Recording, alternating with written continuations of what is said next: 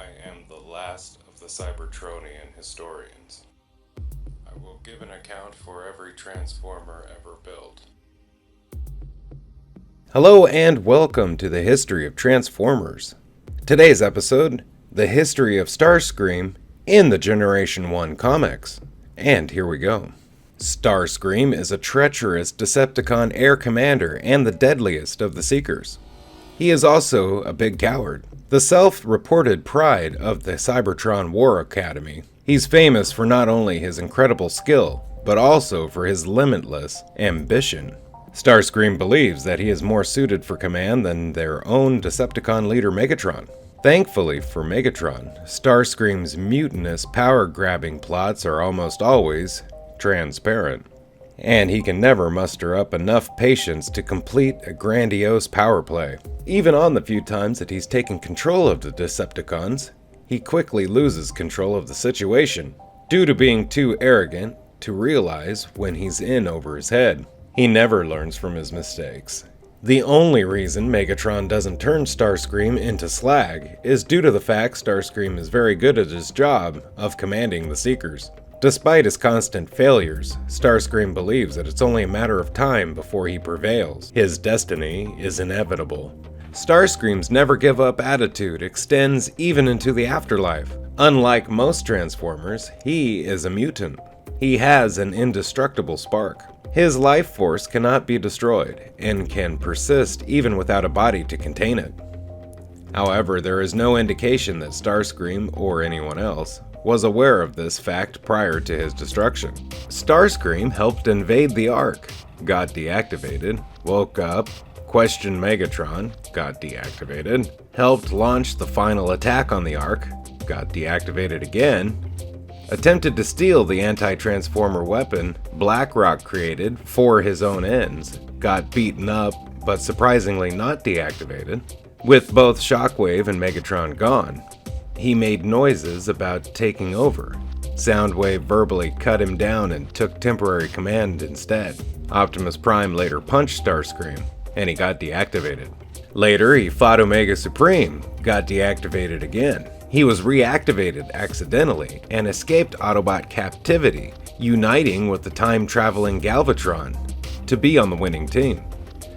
Not realizing Galvatron was doing this for a laugh, amused that Starscream was allying for future power with the guy who would kill him in the future. Starscream played a vital role and got to offline Megatron and Soundwave, then disobeying orders, annoying Galvatron, and getting deactivated. Following this, he was active to meet Cobra. Following that, he was left isolated from the other Decepticons under unknown circumstances and, desolate, wished to go home again.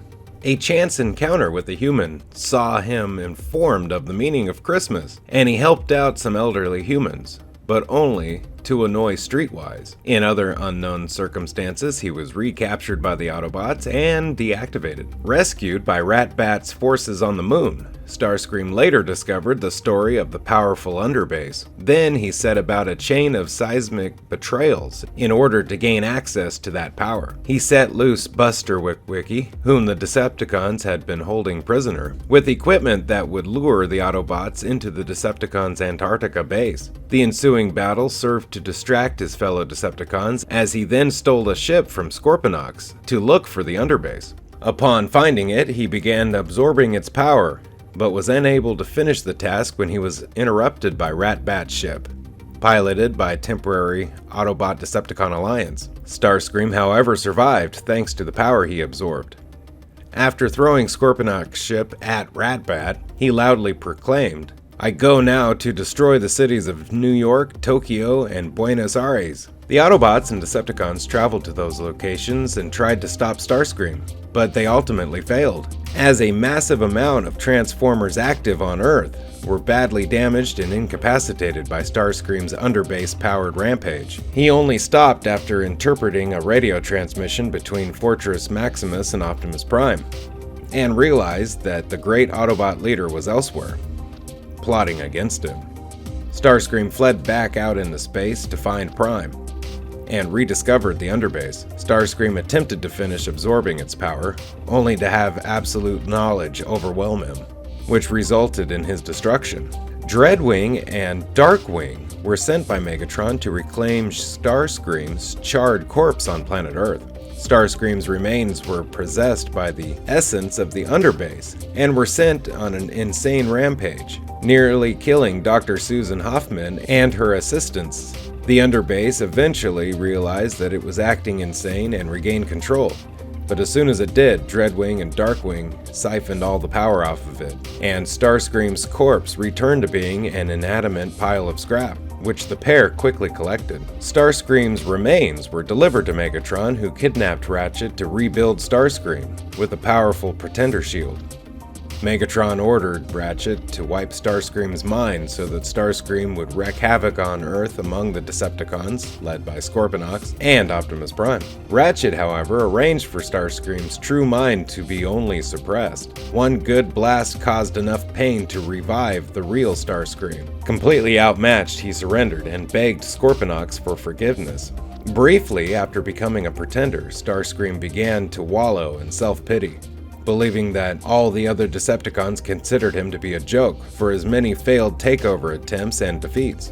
His self-esteem crumbling every time the other Decepticons refused to speak to him or spoke about him behind his back. In reality, the other Decepticons were terribly frightened of Starscream, thanks to previously taking control of the Underbase, and were avoiding him so they wouldn't be killed.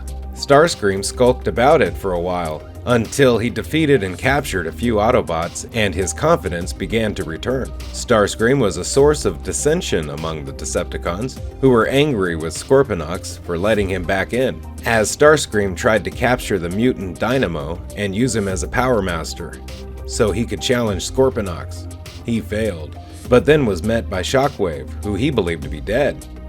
Starscream joined his gang in a Decepticon civil war against Scorponok, and the press-ganged Trigger Happy and Mindwipe joined the group. Thanks to the Autobots' Neonites, it was a bust. Finally, Starscream was transported to Cybertron to take part in the fight against Unicron. Along with Shockwave, he hijacked and repaired the Ark so that they could escape the dying planet.